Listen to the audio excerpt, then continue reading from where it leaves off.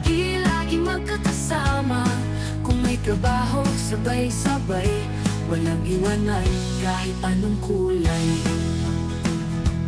Di alintana ang amoy ng pintura, pawis, hirap, pagod ay wala sa kanila. Ang mahalaga kami magkakasama, sa bawat pinturang kinukulayan ng sigla.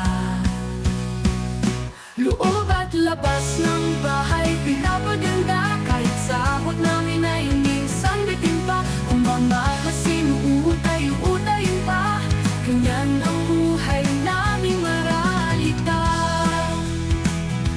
Pagkain sa karinderya lang, tapos balik na sa trabahong walang hanggan. May ngiti pa rin sa aming mukha, kahit minsan luhay bumabaha. Tamang halo ng kulay iyaga, ang obra namin ay may halaga.